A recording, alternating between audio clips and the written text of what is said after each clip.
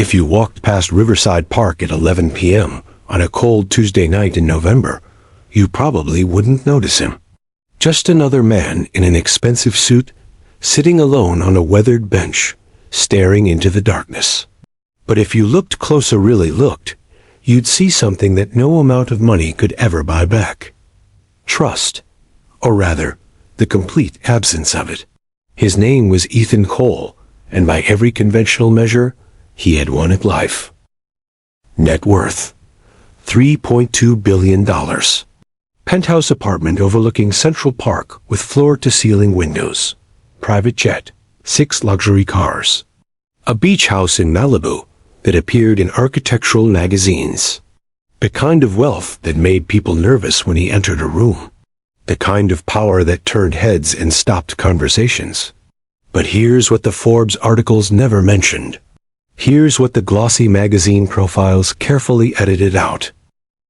Here's the truth that Ethan carried with him like a lead weight in his chest. Every single person in his life had betrayed him. Not some of them. Not most of them. Every single one. His business partner of 15 years embezzled $40 million and tried to frame Ethan for it. His wife of 7 years admitted on their divorce day that she'd never loved him, only his bank account. His own brother hired lawyers to declare Ethan mentally incompetent so he could seize control of the company. His best friend from college sold proprietary company secrets to competitors for $12 million. And those were just the major betrayals. The ones that made headlines. The ones everyone knew about. There were dozens more, hundreds of smaller cuts. Lawyers who lied. Financial advisors who schemed. Assistants who leaked confidential information to tabloids. Dates who only wanted to be photographed with him. Family members who measured their affection in inheritance percentages. Friends who called only when they needed something. So Ethan Cole made what seemed like a perfectly logical decision. He would trust no one. Ever again. He fired everyone he could fire. He distanced himself from everyone he couldn't. He built emotional walls so high that even he couldn't see over them anymore. His life became a fortress of one. And every night, at exactly 10:47 p.m., this billionaire CEO would leave his multi-million-dollar penthouse, get into his $300,000 car, drive across the city, and sit on a $50 park bench that the city had installed in 1987, alone, in the dark, in the cold, because somehow that felt more honest than anything waiting for him in his empty apartment. This particular Tuesday was no different. Ethan parked his Mercedes in the shadows, walked to his usual bench, and sat down. The temperature was dropping. A light rain had started to fall. He didn't care. He'd learned that physical discomfort was easier to manage than emotional emptiness. He sat there for about 10 minutes, watching the occasional car pass by, listening to the distant sounds of the city. His mind was doing what it always did, calculating, analyzing, preparing for tomorrow's battles. 3 board meetings, 2 depositions, 1 conference call with Tokyo. That's when he noticed movement in his peripheral vision. A boy, maybe 13 or 14 years old, homeless clearly, wearing a torn jacket 2 sizes too big, carrying a small backpack, hesitating at the edge of the lamplight. Ethan had seen him before. 3 nights ago, then again 2 nights ago. Always watching from a distance. Never approaching. Until now. The boy took slow, deliberate steps toward the bench. Ethan watched with cold, analytical eyes. He knew exactly what was coming. He'd seen this script play out 1,000 times. The kid would sit down, make small talk, build rapport, then hit him with the ask, "Can you spare some money? Can you help me out? I just need a few dollars." Everyone wanted something. Everyone always wanted something. The boy sat down on the far end of the bench, 5 feet away. Close enough to share the space, far enough to not invade it. And then ... nothing. The boy just sat there. 1 minute passed, then 2, then 5. The rain got heavier. Ethan's expensive suit was getting soaked. The boy's thin jacket was already drenched. Neither of them moved. This broke the pattern. This wasn't how these encounters usually went. Ethan felt something unfamiliar stirring in his chest. Not quite curiosity. Not quite concern. Something else. Finally, Ethan broke the silence. His voice came out colder than he intended. "What do you want?" The boy turned to look at him. His eyes were clear, direct, not scared, not calculating, just ... sad. "Nothing," the boy said quietly. "Everyone wants something," Ethan replied. It wasn't cynicism. It was mathematics. A proven equation. "Not from you," the boy said. Ethan felt his jaw tighten. "Then why are you sitting here?" The boy looked up at the rain falling through the lamplight, then back at Ethan. "Because you look more lonely than I am." The words hit Ethan like a physical blow. Not because they were rude, not because they were manipulative, but because they were true. Devastatingly, uncomfortably true. And in that moment, Ethan Cole, billionaire, CEO, man who trusted absolutely no one, felt something he hadn't felt in years. Curiosity. Not about money or deals or leverage, but about this kid. This homeless, soaking wet kid who had somehow looked past $3.2 billion and seen the man underneath. They sat in silence for another 30 minutes. The rain continued. Neither of them spoke again. When Ethan finally stood to leave, he didn't say goodbye. He just walked to his car, got in, and drove away. Behind him, the boy remained on the bench, pulling his thin jacket tighter against the cold. What Ethan didn't know, what he couldn't possibly know yet, was that this boy, this kid with nothing but a torn backpack and a broken heart, was about to become the only real friend he had left in the world. And the journey from that bench to trust was going to cost Ethan everything he thought he knew about human nature. But that journey wouldn't start with grand gestures or dramatic moments. It would start the same way most profound changes start, quietly, simply, with one person deciding to show up, night after night after night. To understand why Ethan Cole couldn't trust anyone, you need to understand how that distrust was built. Not overnight. Not with one betrayal. But brick by brick, scar by scar. Over 15 years of learning that loyalty was a lie people told while sharpening their knives. Ethan hadn't always been a fortress. Once, believe it or not, he'd been the opposite. Optimistic, open-hearted, the kind of entrepreneur who believed in people, who gave second chances, who thought hard work and loyalty would be rewarded. His first company started in a 2-car garage in Palo Alto with $8,000 and a dream. His business partner was Marcus Chun, his best friend from Stanford. They'd met in a computer science class, bonded over late-night coding sessions and cheap pizza, and made a promise that would later haunt Ethan. Brothers before business. Always. Marcus said it with his hand over his heart. Ethan believed every word. For 5 years, they built something remarkable. A data security company that caught the attention of major investors. They worked 18-hour days, slept on office couches, celebrated small victories with beer they could barely afford. By the time Ethan was 28 and Marcus was 29, that garage company was worth $80 million. They were on magazine covers. Called the Dynamic Duo, the future of tech.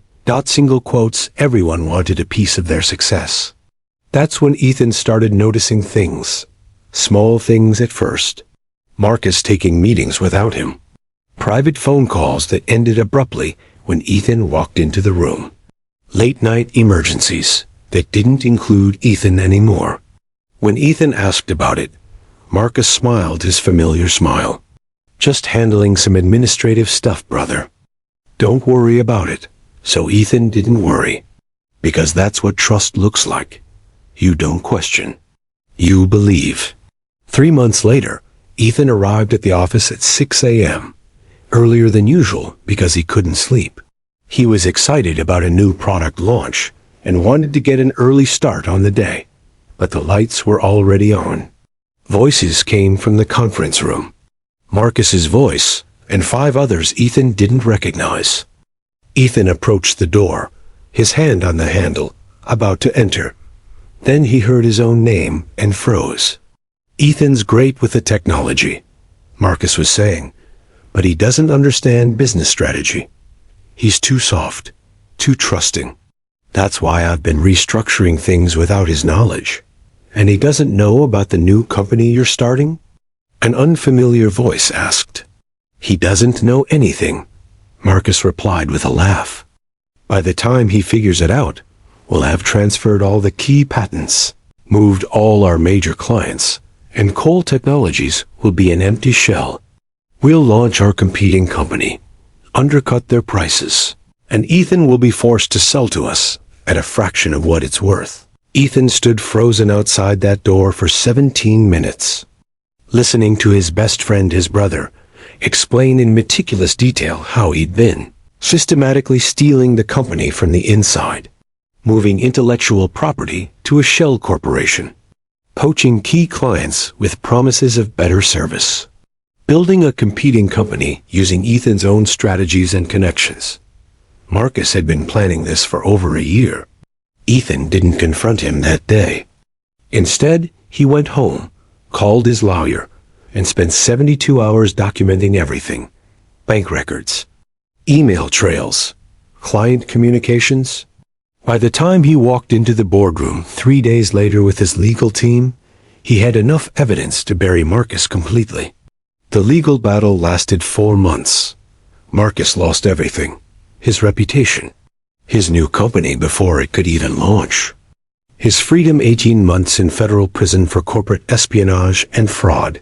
Ethan won, kept his company, grew it bigger, made his first billion by age 32.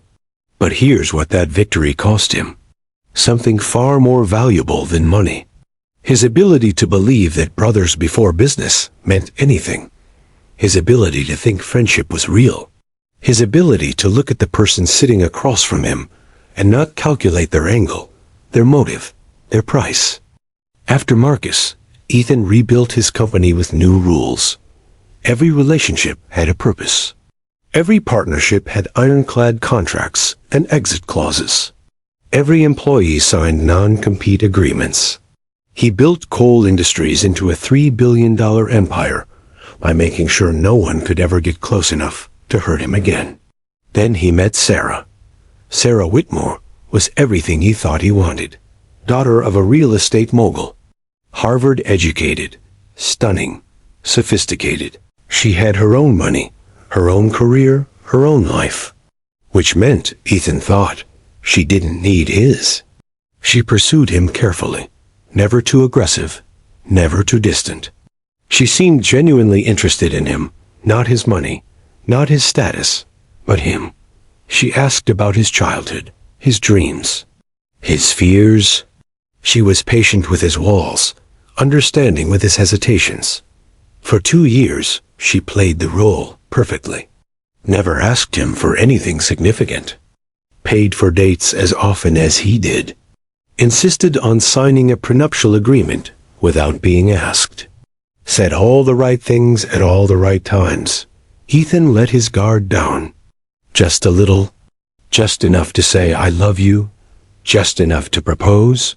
They married on a cliff overlooking the Pacific in Big Sur. $4 million wedding. 300 guests. The ceremony made it onto the cover of 3 magazines. The billionaire finally finds love, the headlines read. For 7 years, Ethan believed it. He actually believed it. He came home early on a Thursday afternoon.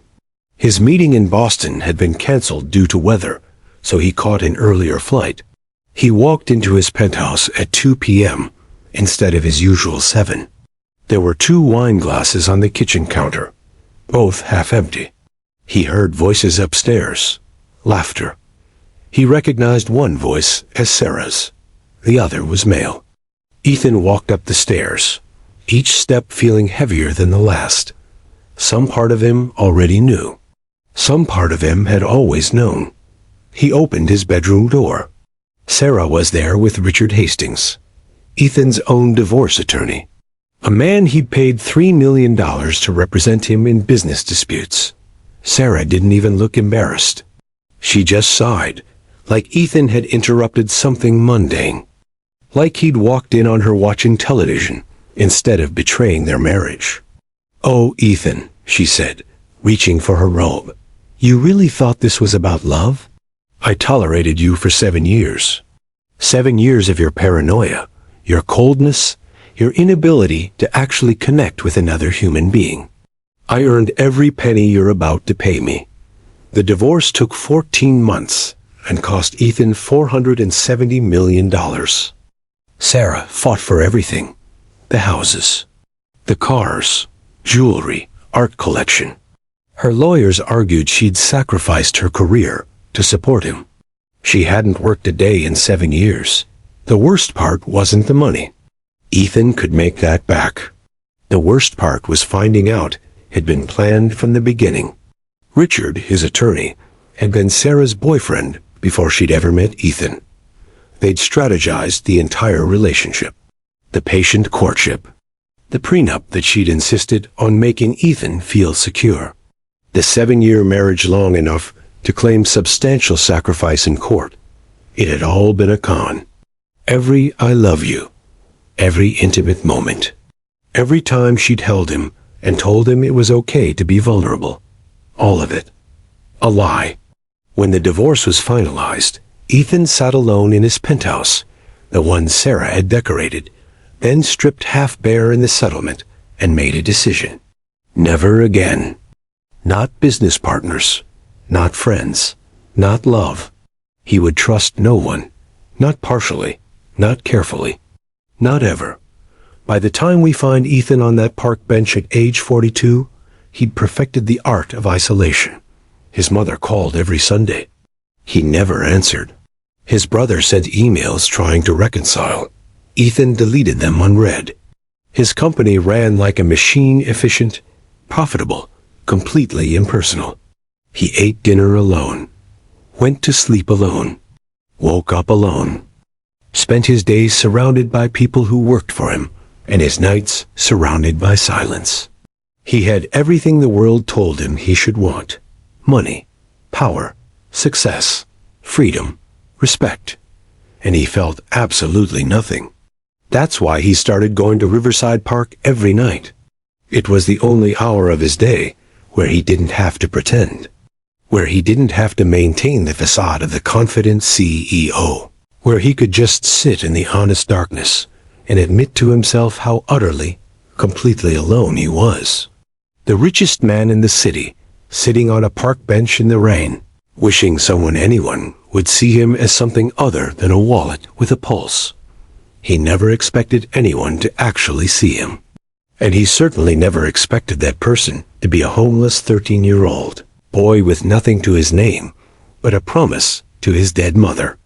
But life has a strange way of putting the right people in front of us at exactly the moment we need them most, even when we're absolutely certain we don't need anyone at all.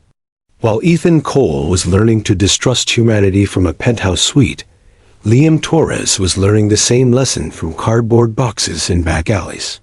But their conclusions were remarkably different. Ethan stopped believing people could be good. Liam never stopped believing, even when every piece of evidence suggested he should. Liam Torres was 13 years old when he first sat on that bench next to Ethan. But his story starts 4 years earlier, when he was 9 and his world was still intact. He lived with his mother, Maria Torres, in a one-bedroom apartment in Queens. Maria worked 2 jobs cleaning offices at night, waitressing during the day. They didn't have much: furniture from thrift stores, clothes from donation bins.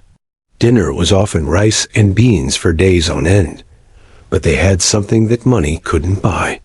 They had each other, and Maria made sure Liam understood something crucial. "Mio," she'd tell him, usually late at night when she came home exhausted from her shifts. We don't have a lot, but we have something better than money. We have each other. And we have our kindness. That's something nobody can take from you. No matter what happens, don't ever lose that. Promise me." Liam promised. He didn't fully understand what she meant then. He would later. At school, other kids made fun of his second-hand clothes and free lunch tickets. Liam didn't fight back. His mother had taught him that cruelty said more about the person giving it than the person receiving it. Then Maria started getting sick. At first, it was small things. Persistent cough. Unusual fatigue. She'd wave it off.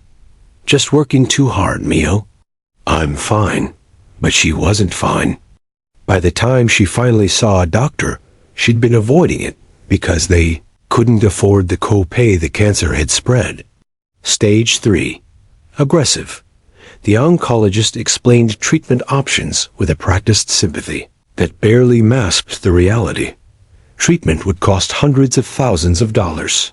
Money they didn't have. Insurance that wouldn't cover enough. The hospital provided basic care. Enough to keep her comfortable. Not enough to save her life. She had maybe 6 months. Liam was 9 years old, and his mother was dying. His school held a fundraiser. Bake sales, car washes. Students bringing in dollar bills and quarters from their piggy banks.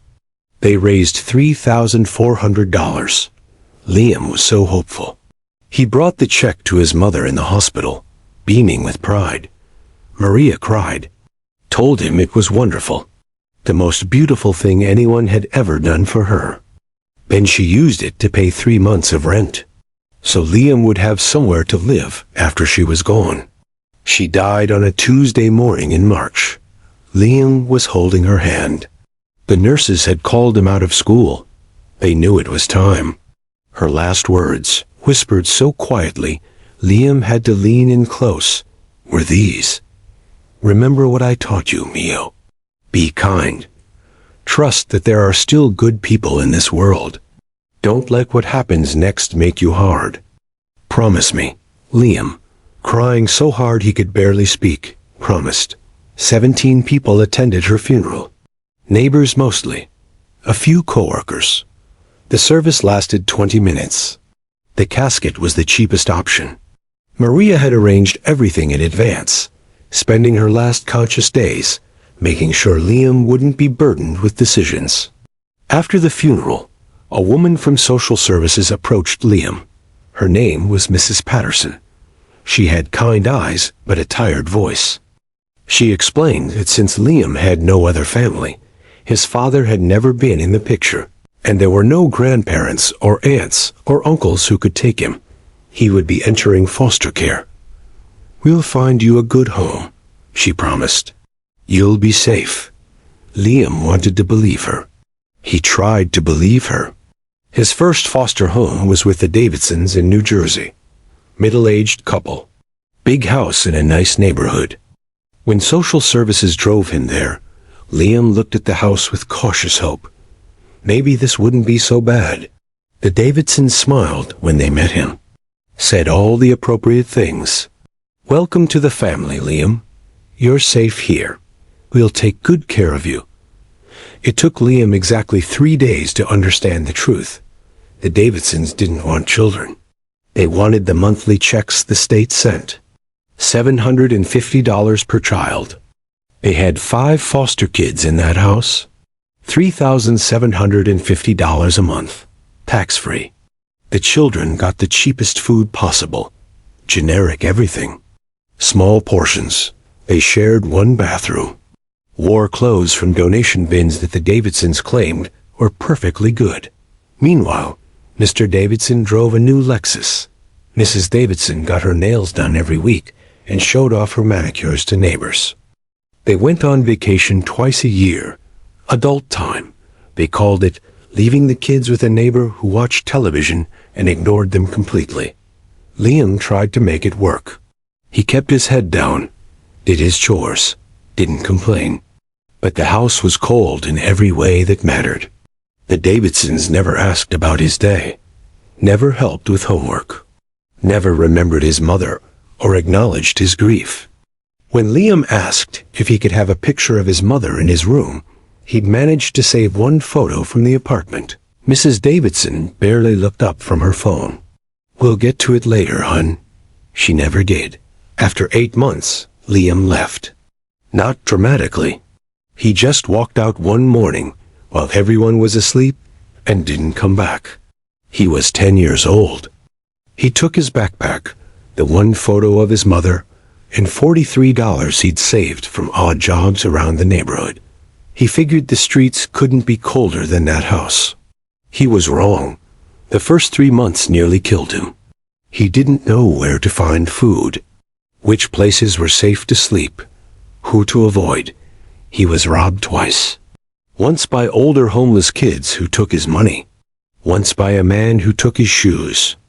He learned to sleep during the day in public places, libraries, bus stations, anywhere with security cameras and warmth. He stayed awake at night when the dangers were greater. An older homeless man named Ray found him shivering under a bridge one night. Ray was maybe 60, with a gray beard and surprisingly gentle eyes. He shared his dinner, half a sandwich from a church donation, and taught Liam the rules of survival. Stay visible during the day. Never sleep in the same place twice. Shelters are better than streets, but watch your belongings because people will steal. Don't trust police. They'll just send you back into the system.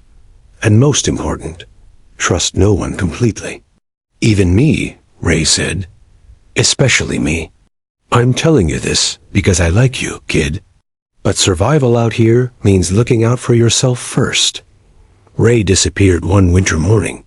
Liam never found out what happened. That's how it worked on the streets.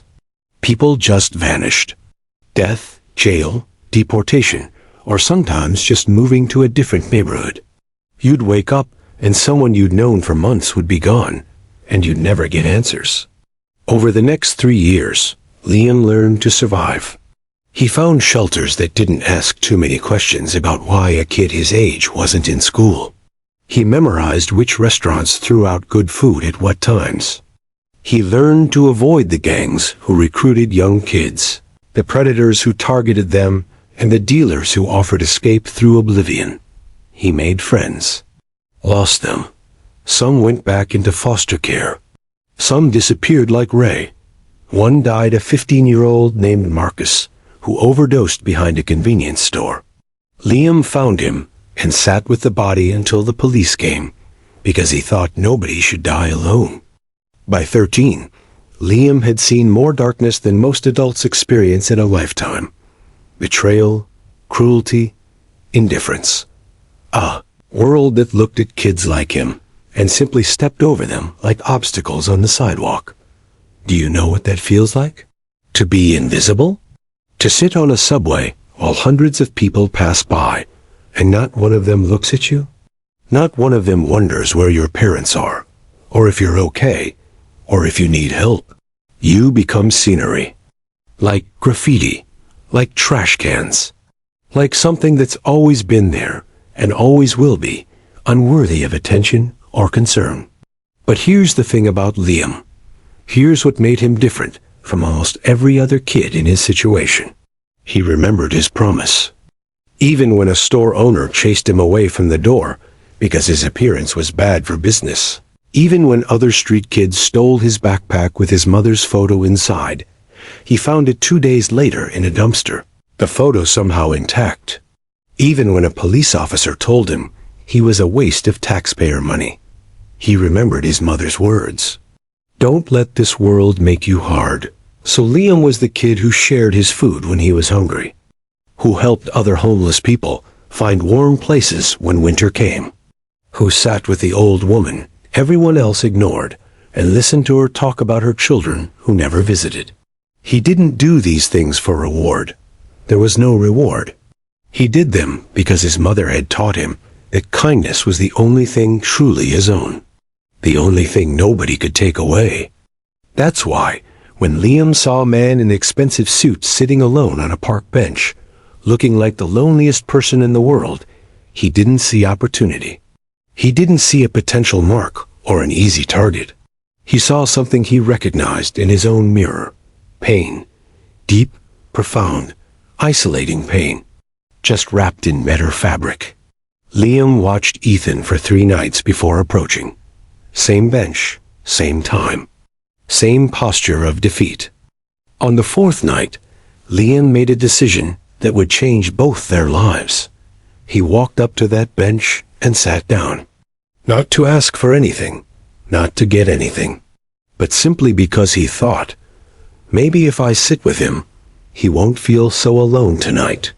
It was the kind of pure, uncomplicated kindness that the world had trained Ethan to believe didn't exist. And it was about to crack open something in Ethan that had been sealed shut for years. It became a pattern without either of them planning it. Every night at 10:47 p.m., Ethan would arrive at the bench, and Liam would already be there, waiting. The first week, Ethan tried to break the pattern. Came at 10:31 night, Liam was there. Came at 11:15 the next night. Liam was there. Came at 11:45, thinking surely the kid would have given up by then. Liam was there, shivering in the cold, but there. On the 7th night, Ethan finally asked the question that had been bothering him all week. Are you following me? Liam looked up from the book he'd been reading, a water-damaged paperback he'd found in a donation box. You come here every night at almost the same time. That's not following. That's just noticing patterns. Why? Ethan's voice had an edge to it. Why do you keep coming here? What do you want? Liam closed his book, marking his place with a broken rubber band. He thought about the question seriously before answering. I don't know exactly, he admitted. I guess. You're the only person I've seen who looks like they understand. Understand what? What it's like when everybody leaves. The words hit Ethan like a physical blow. Not because they were accusatory, but because they were true. This kid, this homeless teenager, had seen something Ethan thought he'd hidden from the world. Ethan sat down, maintaining distance between them. For the next 40 minutes, they sat in complete silence. Neither spoke, both thought. When Ethan finally left, he didn't say goodbye. Just stood and walked to his car. Liam watched him go, then pulled his thin jacket tighter and headed toward the overnight shelter 6 blocks away. They'd meet again tomorrow. The next night, something changed. Ethan arrived carrying 2 coffee cups. He hadn't planned it. Had bought one for himself like always, then found himself saying to the barista, actually, make it 2. When he reached the bench, Liam was already there. Ethan hesitated, then held out one of the cups.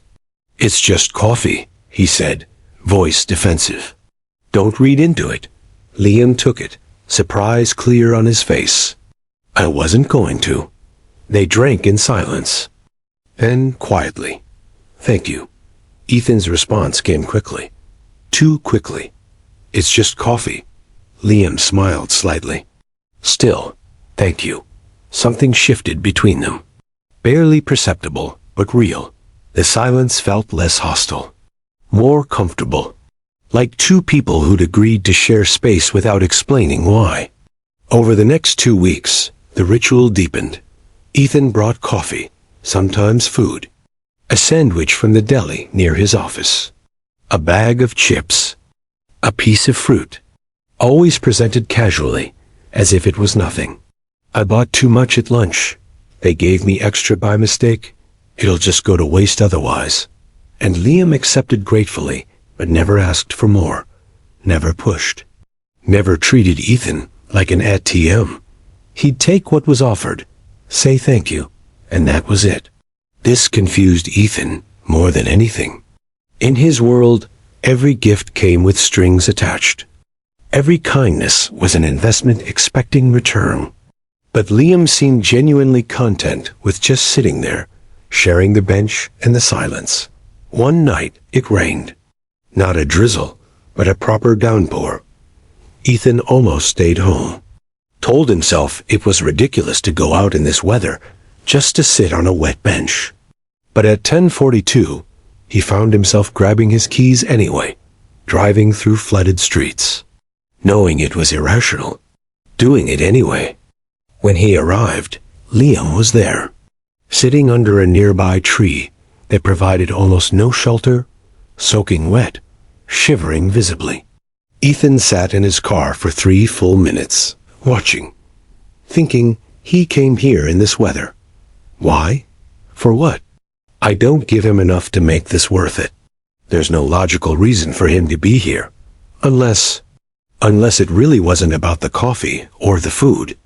Ethan got out of his car, walked to the bench, and sat down. The rain immediately soaked through his coat. Neither of them acknowledged how absurd this was. After 10 minutes of sitting in the downpour, Ethan spoke. You know there are shelters. Dry places, warm places. I know, Liam said. Then why are you here? Liam turned to look at him, water streaming down his face. Why are you? Ethan didn't have an answer. Or rather, he had an answer he didn't want to say out loud. They sat in the rain for another 20 minutes before Ethan finally stood. Come on. Liam looked up, confused. What? My car has heat. You'll get hypothermia out here. I've been cold before. That's not the point. Ethan's voice was sharp, almost angry. Just get in the car. Liam hesitated, then followed. They sat in Ethan's Mercedes with the heat running, not talking, just warming up. After 15 minutes, Liam spoke quietly. You could have just not come tonight. Would have made more sense. Lots of things would make more sense, Ethan replied. So why did you come? Ethan gripped the steering wheel, staring straight ahead. The answer came out before he could stop it. Because I wanted to know if you'd be here. Single quotes. The admission hung in the air between them. Ethan immediately regretted it. Too honest, too vulnerable. But Liam just nodded like it made perfect sense. I was here because I wanted to know if you'd come, he said simply. Neither of them knew what to do with this moment of mutual honesty. So they did what they'd been doing for weeks. They sat in silence, comfortable silence. The kind that only exists between people who've stopped performing for each other. When Liam finally got out of the car, heading back into the rain toward the shelter, Ethan called after him. Tomorrow. Same time. I'll bring something warm to drink. Liam turned back, smiled slightly. Okay, it was the first time they'd explicitly agreed to meet again. Before, it had just happened. Now it was intentional. A choice. The ritual continued. Coffee. Occasional food. Long periods of silence punctuated by brief conversations. Ethan started noticing things about Liam. How he always had a book, even though most were damaged or missing pages. How he never complained, even when clearly hungry or cold. How he asked questions about Ethan's life, but never pried when Ethan didn't want to answer. One night, about a month into their routine, Ethan brought a sandwich and noticed Liam only ate half. The kid carefully wrapped the other half and put it in his backpack. Not hungry? Ethan asked. Saving it for tomorrow, Liam replied. I can bring you another tomorrow. I know. But I don't like assuming. Ethan understood that logic. In Liam's world, you didn't count on anything. You saved what you had because tomorrow was never guaranteed. Another night, Ethan arrived to find Liam with a black eye. What happened? Liam shrugged. Got in a fight. Over what? Doesn't matter. It does to me. Liam looked surprised by that, then quietly explained. Some older kids were hassling a younger kid at the shelter, pushing him around, taking his stuff. I told them to stop. Let me guess. They didn't. Not at first. But they did eventually. Ethan looked at this skinny 13-year-old who'd taken a beating to protect someone even more vulnerable. Most people Ethan knew wouldn't risk a hangnail for a stranger. This kid had risked real injury. That was stupid, Ethan said. Probably. You could have been hurt worse. I know. So why did you do it? Liam met his eyes. Because nobody else was going to. Ethan had no response to that. It was the kind of simple moral clarity he'd forgotten existed. Or maybe he'd never really believed in it. As winter deepened, their conversations grew longer. Liam started telling stories about his mother. How she'd sing while cooking, even when dinner was just rice and beans. How she'd quiz him on vocabulary words while they walked to the subway. How she'd always saved enough to buy him one birthday present, even in the hardest months. She sounds like she was a good person, Ethan said one night. She was the best person, Liam corrected. She taught me that being poor doesn't mean you have to be small. That having nothing doesn't mean you are nothing. Do you believe that? I try to, Liam said honestly. It's harder some days than others. Ethan started talking too. Not about business or money or the betrayals, but about smaller things. How he'd wanted to be an astronaut as a kid. How his father had died when he was 16, and he'd never really dealt with it. How he sometimes drove past his childhood home and wondered what happened to the tree he'd planted in the backyard. These weren't the conversations Ethan had with anyone else in his life. With his board members, he discussed quarterly projections. With his lawyers, legal strategy. With acquaintances at charity galas, polite small talk about nothing. But with Liam, sitting on a $50 park bench at 11 p.m., he talked about real things. Small things. Human things. One night in early December, about 10 weeks into their routine, something significant happened. Ethan arrived at the bench and noticed his wallet was missing. He'd had it at the coffee shop he'd paid for the 2 drinks, but now it wasn't in his coat pocket or his pants.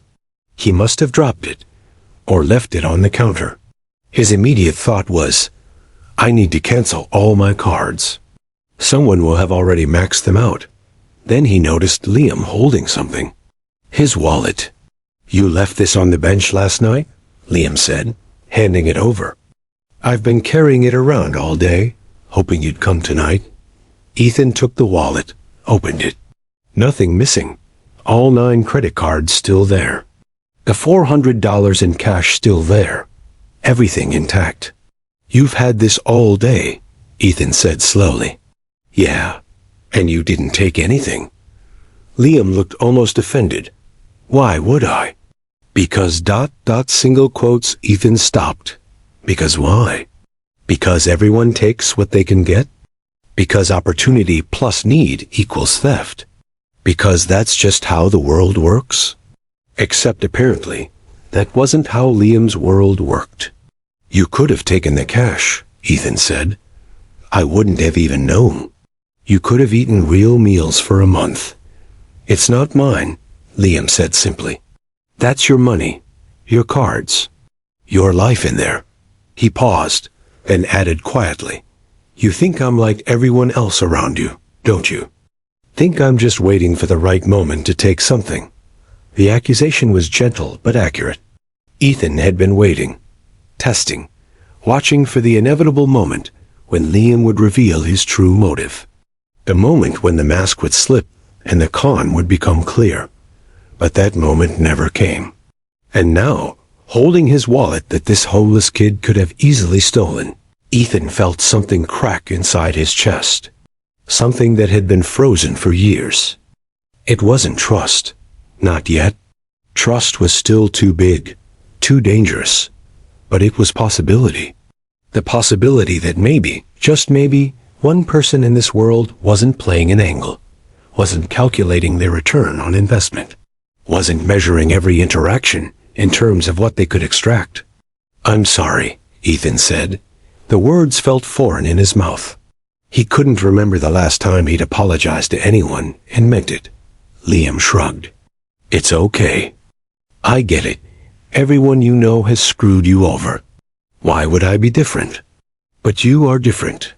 Maybe. Or maybe you just haven't known very good people. It was such a simple observation, but it hit Ethan like a revelation.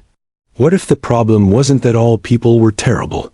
What if the problem was that he'd surrounded himself with terrible people? Marcus had been charming but ruthless. Sarah had been beautiful but calculating. His brother had been ambitious but disloyal.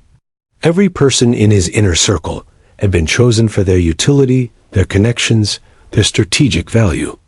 None of them had been chosen for their character. And this kid, this homeless teenager with nothing, had more genuine character than everyone in Ethan's life combined. "Thank you," Ethan said, "for returning it, and for being here. All these nights." Liam smiled. A real smile, warm and unguarded. "You're welcome. You know, you're different than I thought too." "How so?" "I thought rich people didn't care about anything but money. That they couldn't see past their own stuff. But you see me. Like, actually see me. Most people look through me, like I'm invisible. You don't." They sat quietly for a while after that, the weight of mutual recognition settling between them. Two people from completely different worlds, sitting on a bench in the cold, discovering that loneliness looks the same regardless of your bank account. 3 months into their nightly meetings, Ethan did something he'd sworn he'd never do again. He decided to test Liam properly. Not with a wallet accidentally left behind. That could be explained away. But with a deliberate, strategic test. The kind he'd used in business to expose people's true motives. Ethan told himself he had to know. Had to be certain. Because despite everything, despite the returned wallet and the genuine conversations and the absence of any demands, some part of him still couldn't believe this was real. People didn't just care about others. Not without reason. Not without eventual payoff. So one night, Ethan set up his test. He arrived at the bench and sat down as usual. Liam was there, reading another damaged paperback by the lamplight. After a few minutes of normal conversation, Ethan stood up. "I need to make a call. Be right back." Single quotes. He walked toward his car, making a show of pulling out his phone. Then, carefully, deliberately, he placed his Rolex watch on the edge of the bench. Just sitting there, easy to pocket. Worth $75,000. Then he went to his car and watched from a distance. He felt disgusted with himself even as he did it. This kid had already proven himself. Had returned the wallet full of cash and credit cards. But Ethan's paranoia ran deeper than logic. He needed to see it again. Needed to be absolutely certain.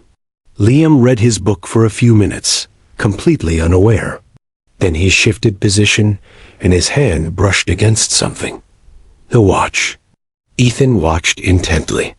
Liam picked it up, examined it, looked around confused. Clearly trying to figure out where it came from. Then he saw Ethan by the car, and his expression changed. Understanding, followed immediately by something else.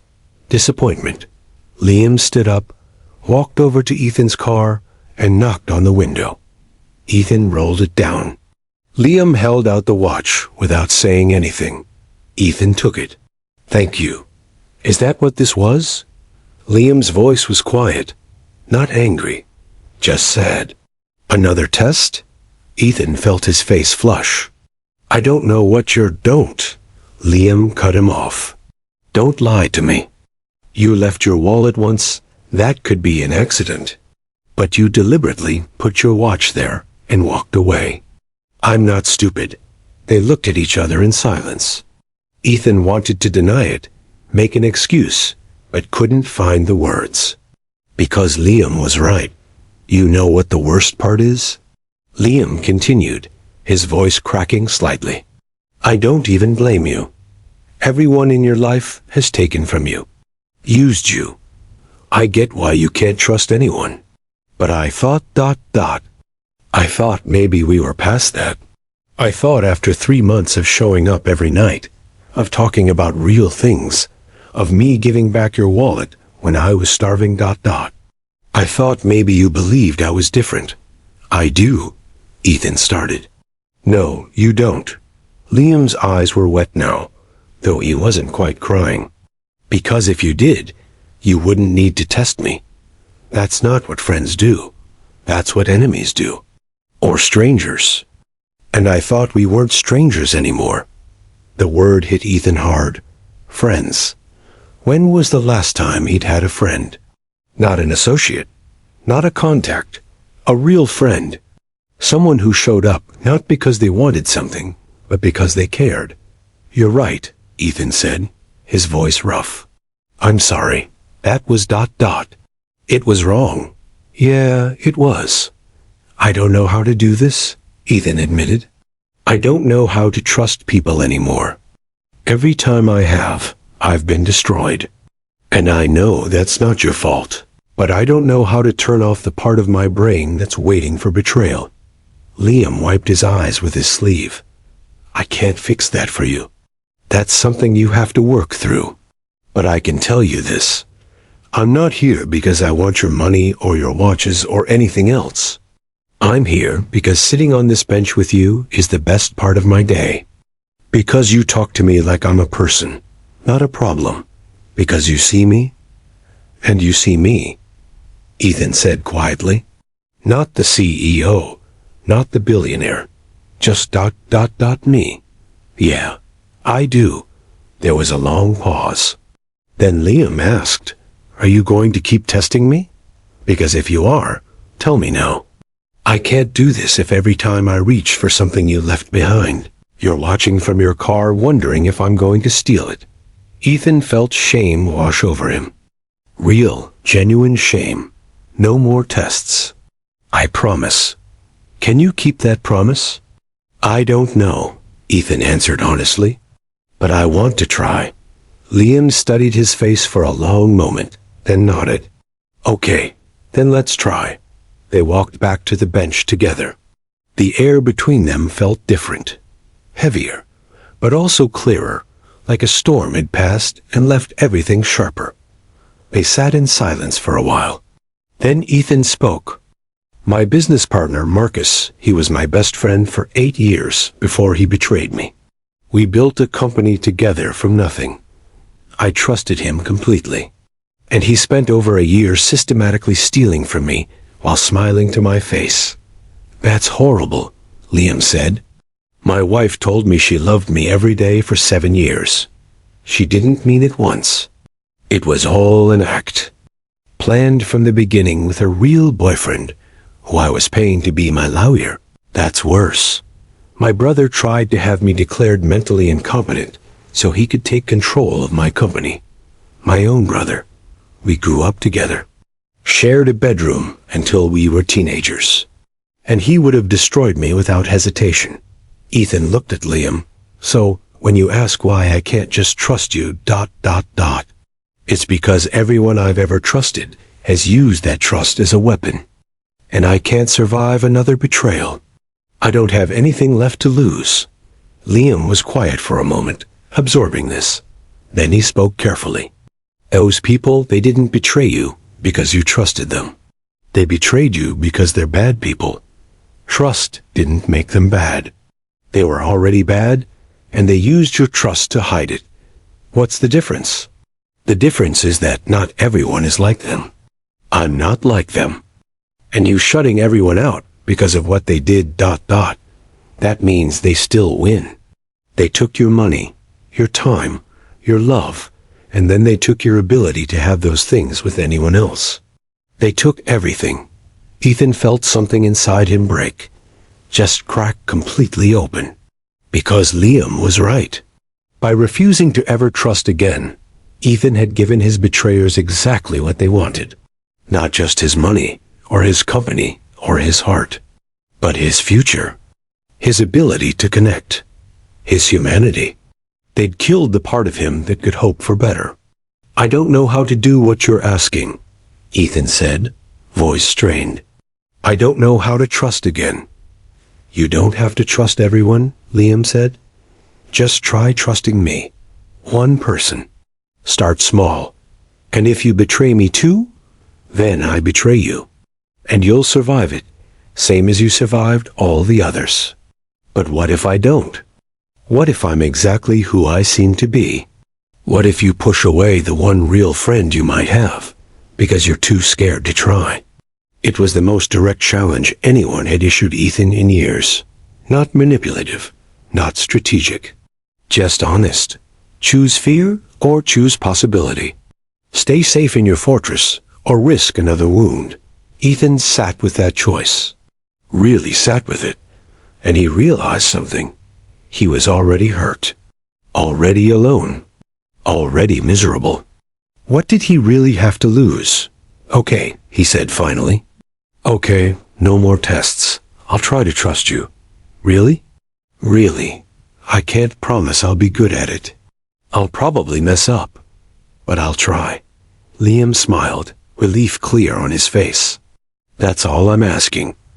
They sat together as the night grew colder.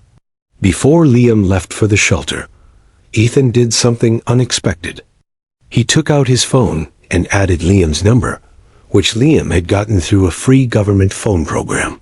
If you ever need something, Ethan said awkwardly, or if you can't make it here one night, just let me know. It was such a small gesture, but it meant everything. It meant Ethan was willing to be disappointed if Liam didn't show up, willing to worry, willing to care what happened to this kid beyond their bench meetings.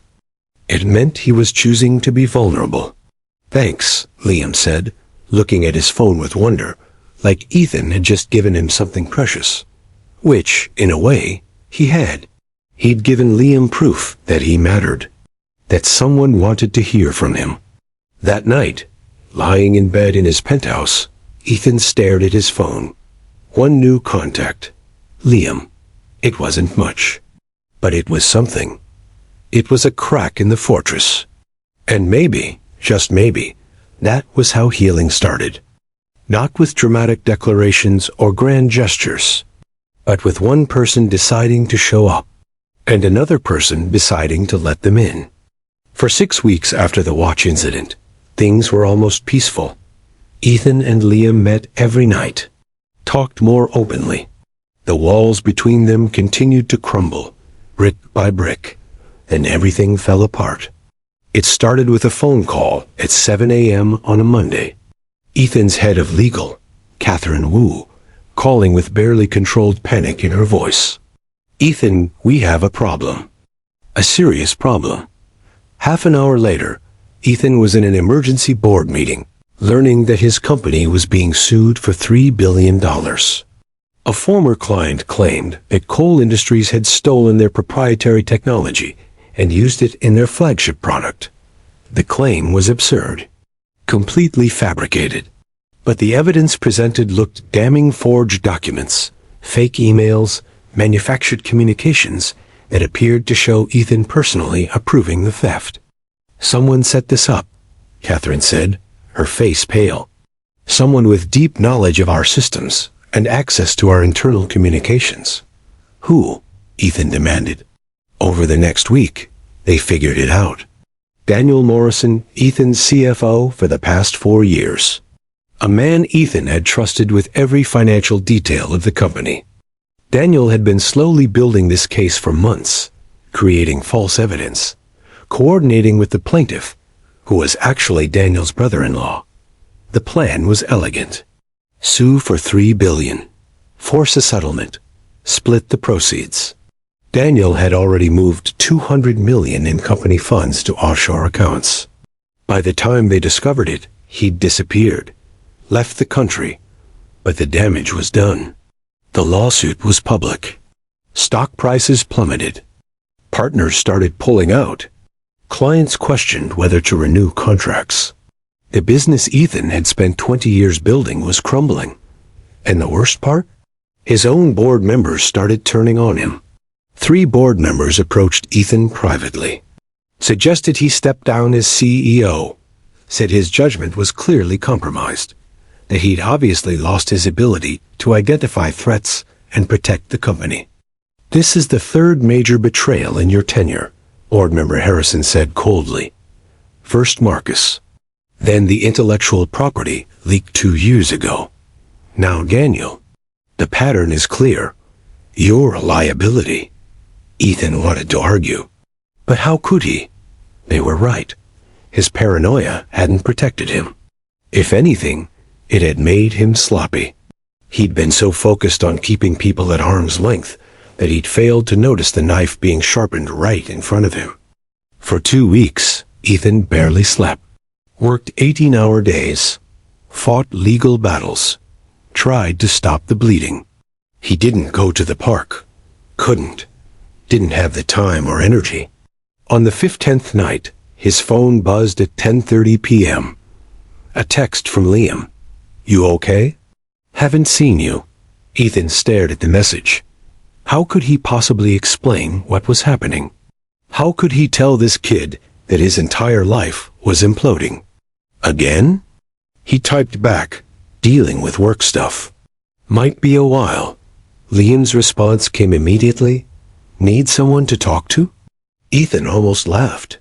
Talk? What good would talking do? Talking didn't stop lawsuits. Didn't recover stolen money. Didn't rebuild trust with partners who were abandoning ship. He texted back, not really. But thanks. 3 days later, things got worse.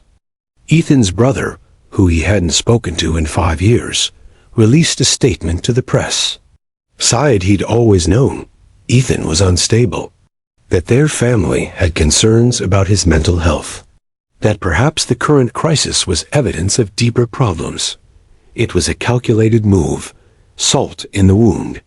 An attempt to capitalize on Ethan's vulnerability and damage him further. Why? Because their mother had died 2 months ago something Ethan had learned about through a lawyer's letter, and the will was being contested. Ethan's brother wanted to ensure Ethan got nothing. So he was systematically destroying Ethan's public reputation. That night, Ethan sat in his penthouse with a bottle of whiskey, looking at the city lights, and thought seriously about giving up. Not suicide. He wasn't there. But just quitting. Selling the company for whatever he could get. Moving somewhere remote. Disappearing. What was the point? Every time he built something, someone tore it down. Every time he trusted, he got destroyed. Every time he opened his heart, someone reached in and ripped something out. Maybe the universe was trying to tell him something. Maybe he was meant to be alone. His phone buzzed. Another text from Liam, still at the park. Just in case you show up. Ethan looked at the clock. 11:20 p.m. Liam had been sitting in the cold for over 30 minutes. Waiting. Hoping. For him. Ethan closed his eyes. He didn't deserve this kid's loyalty. Didn't deserve anyone's loyalty. He was clearly cursed. Toxic. A magnet for betrayal. The smart thing would be to push Liam away now. Before the kid got hurt. Before Ethan's disaster of a life contaminated the one genuine connection he'd made. But Ethan was tired of being smart. He grabbed his coat and drove to the park. When he arrived, Liam was there on the bench, wearing 2 jackets, both thin and reading by the lamplight. He looked up when he heard footsteps, and his face broke into a smile. Hey, I was starting to think you weren't coming. Ethan sat down heavily. He looked terrible and knew it. Hadn't shaved in days. His suit was wrinkled. Eyes bloodshot from lack of sleep. You shouldn't have waited, Ethan said. I wanted to. Why? Liam put his book down. Because you looked like you needed a friend the last time I saw you. And I figured after 2 weeks, you probably need one even more. Single quotes. Ethan felt something break inside him. Just completely shatter. Everything's falling apart, he heard himself say. My CFO stole $200 million and disappeared. My company's being sued for $3 billion in a completely fabricated case. My board wants me gone. My brother's publicly calling me unstable. And I just single quote. He stopped, voice cracking. I can't do this anymore. I can't keep fighting. Everyone takes and takes and takes, and I have nothing left to give. Liam listened quietly. Didn't interrupt. didn't offer empty platitudes. Just listened. When Ethan finally stopped talking, Liam was quiet for a long moment. Then he said something Ethan didn't expect. "You're here." "What?" "You're here. Right now. Everything in your life is exploding.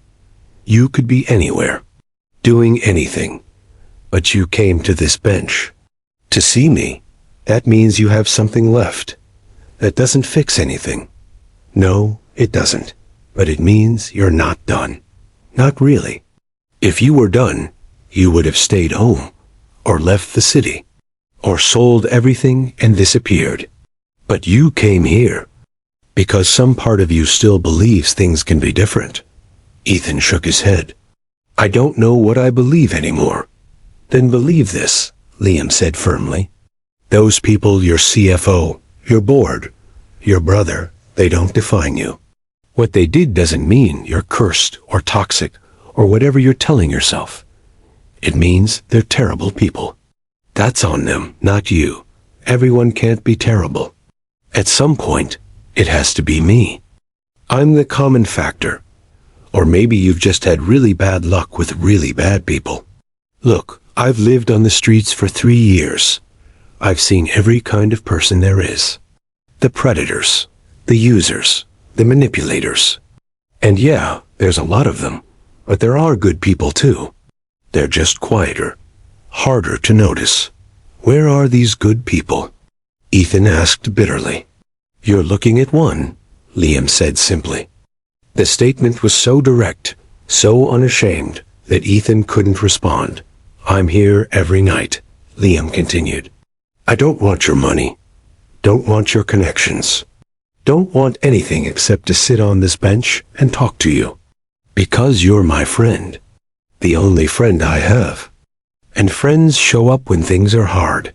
Ethan looked at this 13-year-old homeless kid who had every excuse in the world to be selfish, to be bitter, to take what he could get and run. But who instead sat on a freezing bench night after night, waiting for a billionaire who had nothing to offer him but conversation and coffee. "Why?" Ethan asked, his voice barely a whisper. "Why do you care?" "Because my mom taught me that the world needs more kindness, not less. And because you were there for me when nobody else saw me. You saw me, really saw me, talked to me like I mattered. So now I'm here for you." Something inside Ethan's chest unlocked, not completely, not dramatically, but enough. "I don't know how to fix any of this," he admitted. "Then don't fix it tonight. Just sit here. Be present. Tomorrow you can fight again.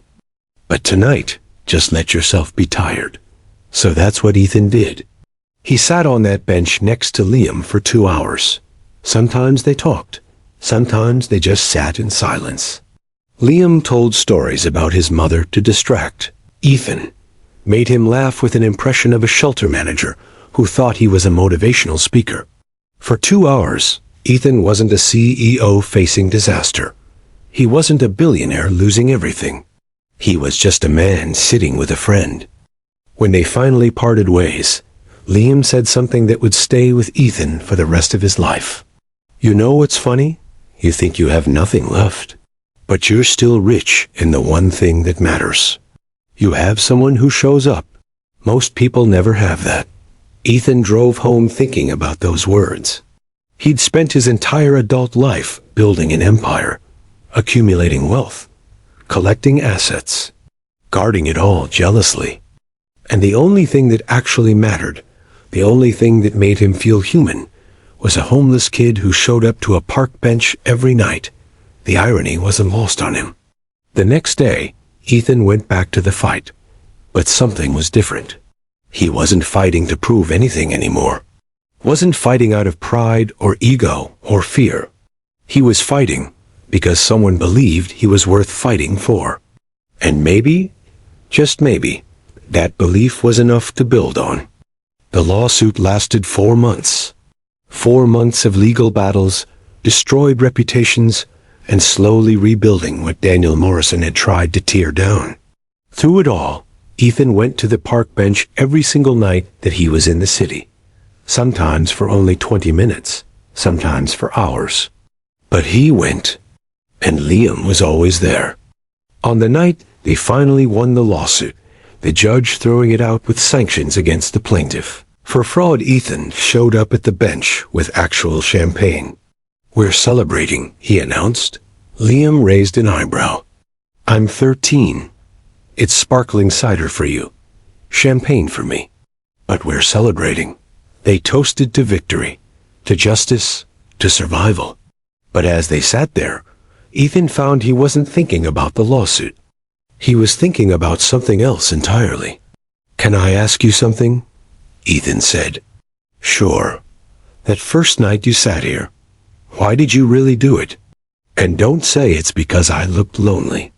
There are lonely people everywhere in this city. Why me?" Liam was quiet for a long time. Then he spoke carefully. "You're right. There are lonely people everywhere. But most of them look empty, dead inside. They've given up. But you looked angry. Still fighting, still alive, just barely. And I thought, I don't know. I thought if someone that rich and powerful could look that broken, maybe we had something in common. What did we have in common? Loss. Real loss. The kind that changes you. I could see it in your eyes. You'd lost something important. Something you couldn't buy back.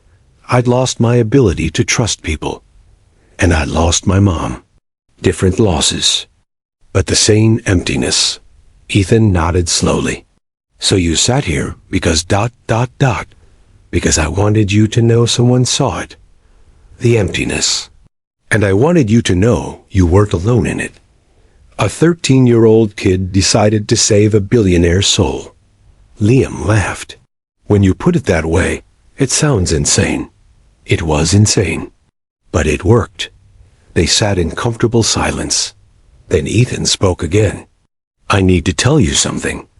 The lawsuit settlement, I got some of the money back. Not all of it, but enough. And I've been thinking about what to do with it. Okay, ... single quotes. I want to help you. Really help you. Not just coffee and sandwiches. I want to get you off the streets, into a real home, into school, give you the life you should have had." Liam's expression became guarded. "Why?" "Because you deserve it. Because you're 13 and should be worrying about homework, not where you'll sleep tonight. Because you feel guilty," Liam finished quietly. "No, because I care about you. Do you care about me? Or do you care about repaying the debt?" The question stopped Ethan cold. "What debt?" "The debt you think you owe me. For being nice to you. For showing up. You're a businessman. Everything's a transaction. Even this. Especially this." "That's not," Ethan started, then stopped. Was that what this was? A transaction? Balancing the books? Liam stood up. "I need to think about this." "Liam, wait." But Liam was already walking away into the darkness. Ethan sat there, confused and frustrated. He was offering to change this kid's life. Why wasn't Liam grateful? Why was he making this complicated? 3 days passed. Liam didn't come to the bench. Ethan texted him. No response. On the 4th night, Ethan was sitting alone when Liam finally appeared. He sat down but didn't look at Ethan. "I'm sorry I ran off," Liam said. "No, I'm sorry. I clearly said something wrong." "You didn't?" "That's the problem. You said everything right. And that scared me." "I don't understand." Liam took a deep breath. "My whole life, people have helped me because they had to. Social services placed me with the Davidsons because it was their job. The shelter gives me a bed because it's their mission. People sometimes give me money because it makes them feel good about themselves. It's always transactional. Always has an expiration date. And you think I'm the same? I don't know. Are you? If I take your help, does our friendship expire? Do I become another project you completed? Another problem you solved?" Ethan finally understood. Liam wasn't rejecting help. He was protecting the one real relationship he had. Because accepting help had strings attached. Always did. And those strings could strangle the genuine connection they'd built. "I don't want you to be a project," Ethan said carefully. "I want you to be safe. And yes, I want to help make that happen. But not because I owe you. Because ... He struggled to find the right words. "Because you're the first person in 20 years who's cared about me without wanting something. And I want to return that. Not as payment. As friendship. How do I know the friendship won't change? Once I'm not the homeless kid sitting on the bench, once I'm in your world with your rules, how do I know you'll still see me?" It was a fair question. Ethan thought about it seriously. "I can't promise everything stays the same," he admitted. "Our relationship will change. But change doesn't mean ending. It means evolving. Right now, I bring you coffee, and you give me perspective. Tomorrow, maybe I help you get through high school, and you remind me why any of this matters. The form changes. The foundation doesn't." Liam was quiet, processing this. "I'm scared," he admitted finally. "I'm scared that if I accept help, I'll lose the one thing that's really mine. Our friendship, this bench, these talks. I'm scared you'll become another person who rescued me instead of the friend who saw me." Ethan felt his throat tighten. This kid had so little, and he was willing to risk staying on the streets to protect the one genuine thing in his life. "What if I make you a promise?" Ethan said. "What promise?" "That no matter what happens, whether you accept my help or not, this bench remains ours. We keep meeting here. Keep talking. This doesn't change unless you want it to. You'd still come here, even if I was living somewhere safe? Every night I'm in the city, because I need this too. I need someone who sees past the billion-dollar bullshit and talks to me like I'm human." Liam finally looked at him. Really looked at him, searching for deception, for the catch, for the inevitable betrayal. But Ethan held his gaze. Steady. Honest. "Okay," Liam said finally. "Okay, I'll accept your help. But we keep the bench. We keep the bench." They shook hands, then, awkwardly, hugged. It was brief and clumsy, but it was real. Over the next 3 weeks, Ethan worked methodically. First, a temporary apartment, small but safe and warm.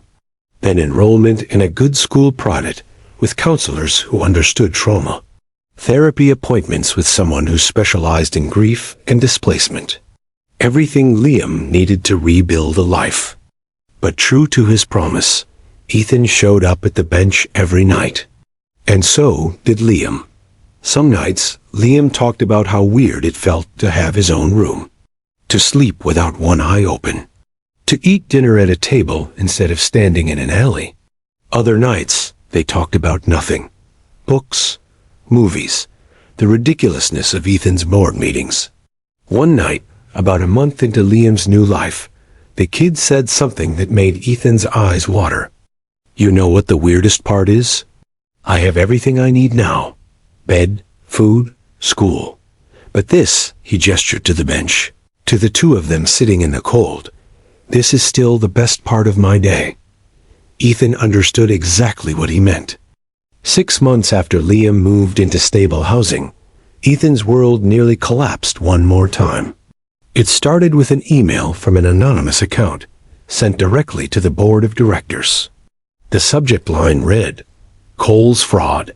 The email contained detailed allegations. That Ethan had been embezzling company funds. That the Daniel Norrison situation was actually a cover-up for Ethan's own theft. That evidence would soon emerge, proving Ethan had stolen over $1 billion. It was completely false. Every single accusation was fabricated. But the email was sophisticated, professional, included fake documents that looked disturbingly legitimate. A board called an emergency meeting, demanded Ethan explain himself. He couldn't not without revealing his actual financial records, which would take days to compile and present. Within hours, the story leaked to the press. Headlines screamed about another billionaire scandal. Ethan's reputation, still recovering from the lawsuit, took another devastating hit. The stock price plummeted. Partners withdrew. Clients suspended contracts. Everything Ethan had rebuilt over 6 months crumbled in a single day. Catherine Wu, his head of legal, worked around the clock to trace the email. It took 3 days, but she finally found the source. Thomas Whitmore, Sarah's father. The real estate mogul had orchestrated the entire attack as revenge for the divorce.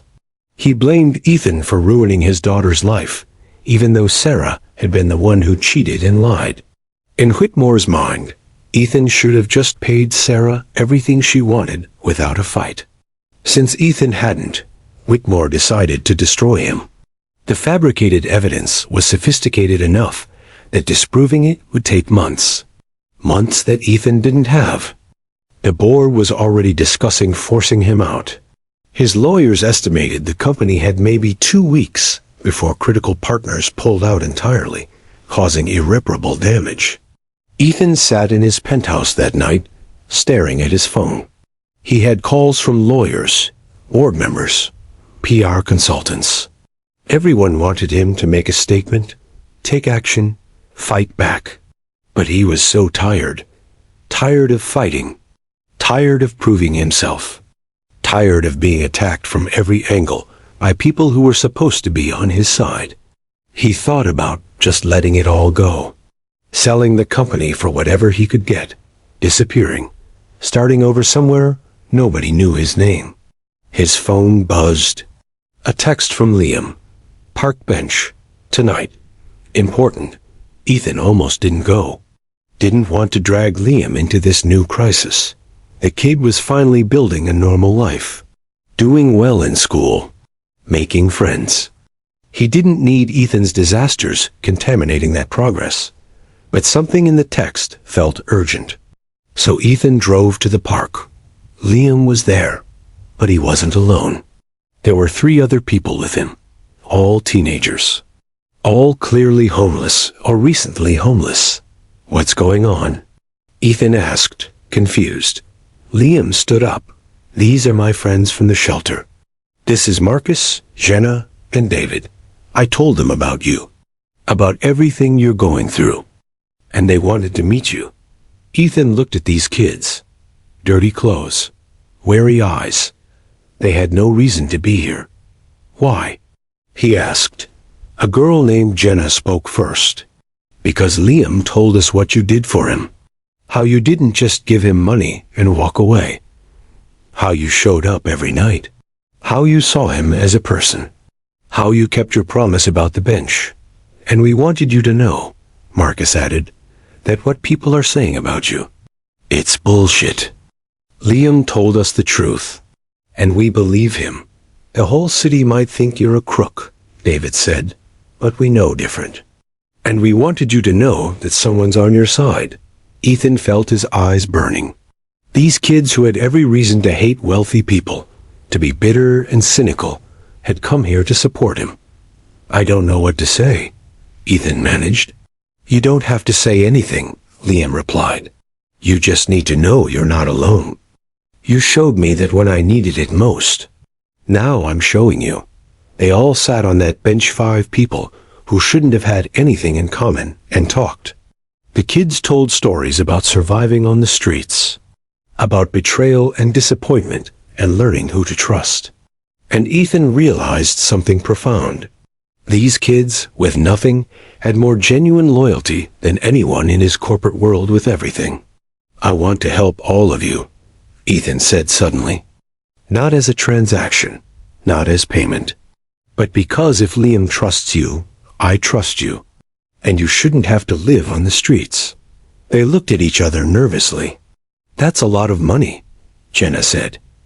I don't care about the money. I care about people. Real people, and you're real. Over the next 2 weeks, while Ethan fought the legal battle against Whitmore's false allegations, he also quietly set up housing and support for Marcus, Jenna, and David. Nothing flashy. Just safe apartments, school enrollment, and therapy access. The legal team eventually proved the allegations were false, traced everything back to Whitmore. The man faced charges for fraud and defamation. But the damage to Ethan's reputation lingered. Some board members still wanted him out, sighed he was too controversial to lead effectively. That's when something unexpected happened. Ethan's employees, not executives, but regular employees, organized a petition. Over 1,000 signatures.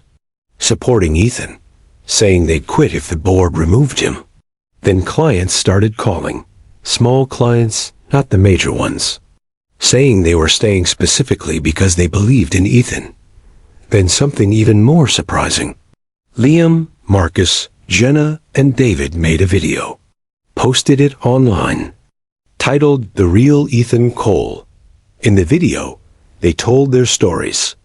How Ethan had helped them. Not for publicity. Not for tax breaks. But because he cared. They challenged the narrative that Ethan was cold or criminal. The video went viral. 2 million views in 3 days. Suddenly, the media narrative shifted. Stories about Billionaire's secret charity and the man behind the money started appearing. Not all of them were flattering, but they were more balanced. The board backed down. Ethan kept his position. But more importantly, he learned something crucial. For 20 years, he'd surrounded himself with people who valued power and money. People who would betray him in a heartbeat if the price was right. And in 6 months, a homeless teenager had shown him what real loyalty looked like. Not loyalty bought with salaries or contracts, but loyalty earned through genuine care. Through showing up, through seeing people as human beings instead of assets. 1 year after their first meeting on that bench, Ethan did something that shocked everyone who knew him. He stepped down as CEO, not because he was forced to, not because he'd lost, but because he'd finally figured out what actually mattered. He remained the largest shareholder and chairman of the board. But day-to-day operations? He handed that to Catherine Wu, the one executive who'd been genuinely loyal throughout everything. "What are you going to do?" she asked him, confused. "I'm starting a foundation," he replied. The Cole Foundation launched 3 months later. Its mission, supporting homeless youth and victims of domestic betrayal and fraud, specifically targeting the gaps in the system that Liam and kids like him fell through. Ethan poured $400 million into it. Made Liam, now 14 and thriving in school, a junior advisor. The kid had insights no adult consultant could provide. They opened 3 shelters in the first year. Not just places to sleep, but actual support centers. Education, therapy, job training, legal aid. Everything necessary to help people rebuild lives. Liam worked at the foundation every weekend, talking to new kids coming in, sharing his story, showing them that survival was possible. One Saturday, Ethan watched Liam talking to a scared 11-year-old girl who just entered the shelter. Liam sat with her for 2 hours, just listening, exactly like he'd done with Ethan on that bench. When the girl finally smiled, a small, fragile smile, but real Ethan felt something he hadn't felt in decades. Pride, not in himself, but in someone else, in who Liam was becoming. That night, on their bench, because they still met there every Tuesday and Friday, Ethan said something he'd been thinking for weeks. "I want to officially adopt you." Liam looked up, startled. "What? Adopt you? Legally? I want you to be my son." "Ethan, I'm not ... I know you don't need my money. You've made that clear 100 times. This isn't about money. This is about family. About making official what's already true. You're the only family I have that actually matters. And I'd like that to be permanent. If you want it to be." Liam's eyes were wet. "You really mean that?" "I've never meant anything more. What about your actual family? Your brother?" My actual family is sitting right here. Biology doesn't make family. Choice does. Loyalty does. Love does. And you're my family." Liam was quiet for a long moment. Then he asked, "Can I keep coming to the bench?" "Even after?" Ethan laughed, tears in his own eyes. "The bench is non-negotiable. It's where this started. It's where we stay grounded. Then yes, I want that. I want to be your son." They hugged, really hugged. And in that moment, Ethan realized something profound. He'd spent 42 years building an empire, accumulating billions, achieving everything the world said mattered. And none of it, not one single dollar, not one successful deal, not one magazine cover, none of it had ever made him feel as rich as he felt right now. Holding his son, his chosen son, the boy who'd seen him when he was invisible, who'd sat with him when he was alone, who'd taught him that trust wasn't dead, it had just been looking in the wrong places. The adoption was finalized 4 months later. Liam Torres became Liam Cole, 14 years old, honor roll student, foundation advisor, and most importantly, seen, valued, and loved. At the celebration small, just a few people at Ethan's penthouse Liam gave a speech. "A year and a half ago, I was nobody. Invisible. Just another homeless kid everyone walked past. I figured that's all I'd ever be. Then one night, I saw a man on a bench who looked as invisible as I felt. And I thought, maybe we can be invisible together. Maybe that'll hurt less. Single quotes." He paused, looking at Ethan. But he didn't let me stay invisible. He saw me, really saw me. And when everything in his life fell apart, when everyone else abandoned him, I tried to do the same for him. See him when nobody else would. And somehow, that turned into this. Into a family. Into a foundation, helping hundreds of kids. Into a life I never imagined I could have. Liam's voice cracked. "So thank you, Dad, for sitting on that bench. For coming back every night. For keeping your promises. For choosing me. You gave me everything. But more than that, you showed me that the world isn't just betrayal and loss. That there are still good people. That trust can be rebuilt. That family is what you make it." There wasn't a dry eye in the room. Later that night, after everyone had left, Ethan and Liam stood on the penthouse balcony, looking out at the city. "You know what's crazy?" Liam said. "If your CFO hadn't betrayed you, if your brother hadn't attacked you, if everything hadn't fallen apart, you never would have been sitting on that bench. We never would have met. So you're saying betrayal was good? No. Betrayal sucked. But it put you in the right place at the right time. Sometimes the worst things lead to the best things. Not because they were good, but because of what we choose to do after."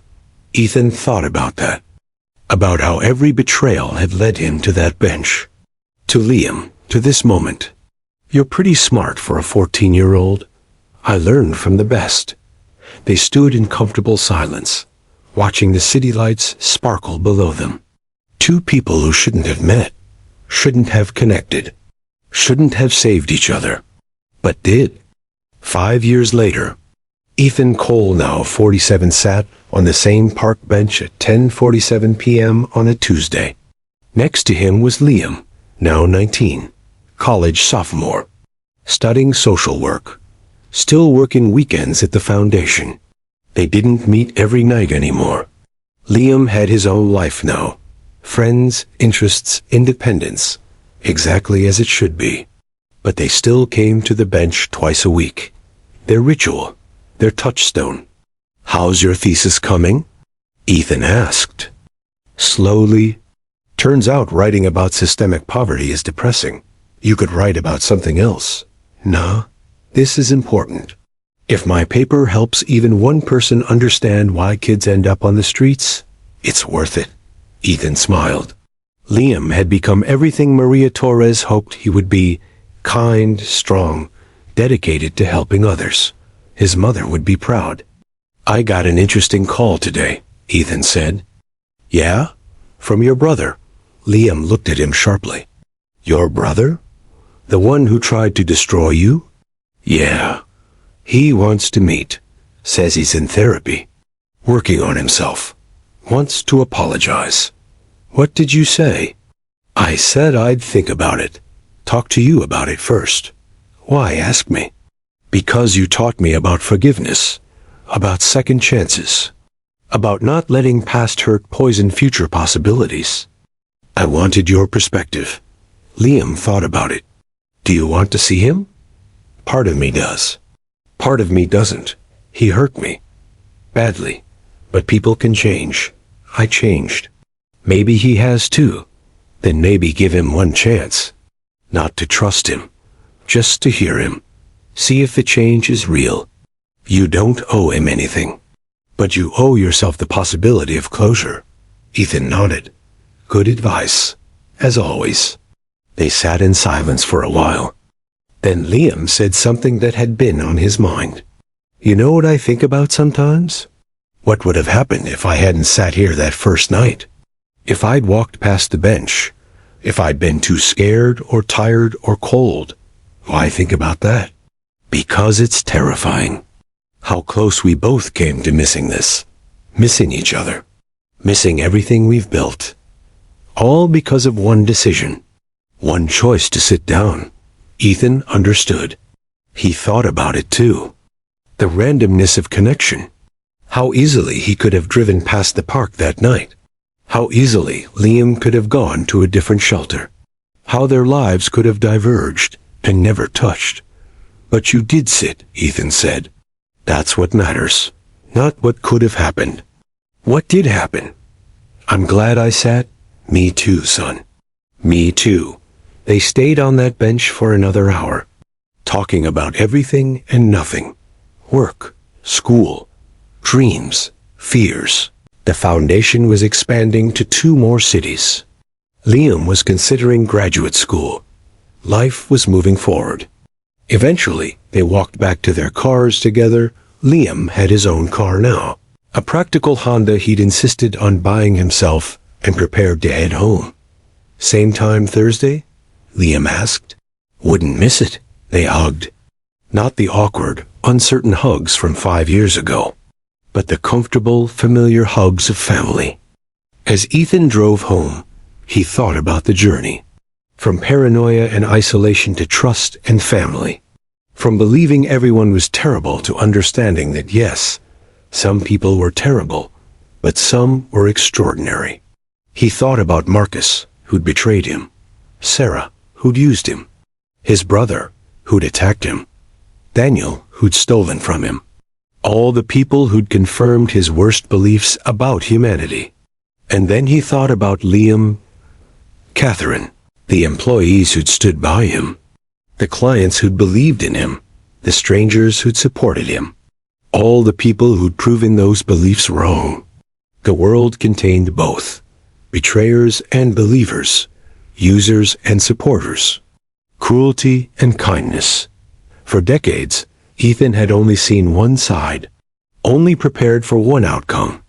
It took a homeless 13-year-old boy to show him the other side existed, to show him that trust wasn't dead, just hidden, waiting for someone brave enough to offer it without guarantee. Someone willing to sit on a bench in the rain with a stranger and say, without words, "I see you. You're not alone. I'm here."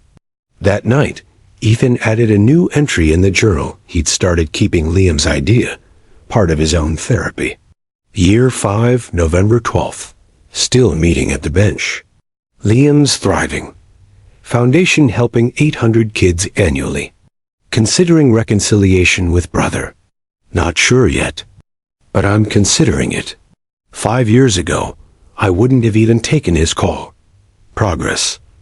I used to think trust was weakness. A vulnerability that people exploited. I was wrong. Trust is risk, yes. But it's also connection. Hope. Love. All the things that make life worth living. I was right that some people will betray trust. Marcus did. Sarah did. Others will in the future. But I was wrong that everyone will. Some people, rare people, special people will honor it, will protect it, will prove that taking the risk was worth it.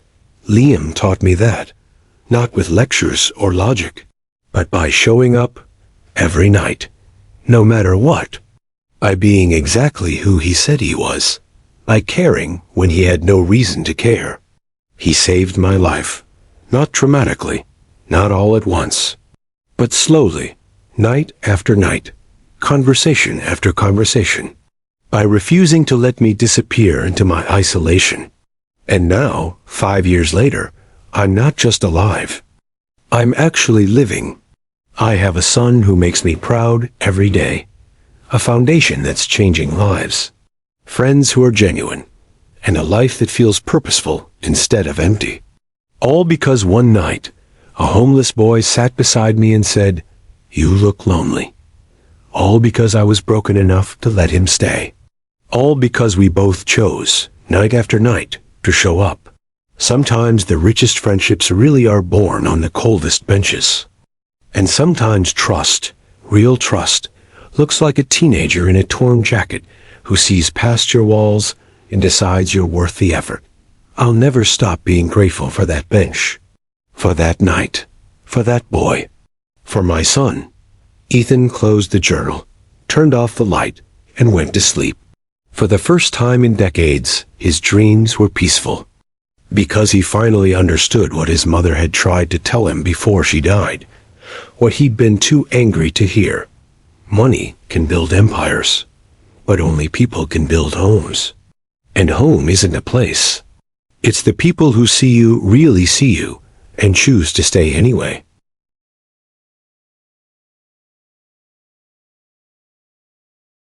In a world where everyone had a price, the only person the billionaire could trust was the one who had nothing to sell.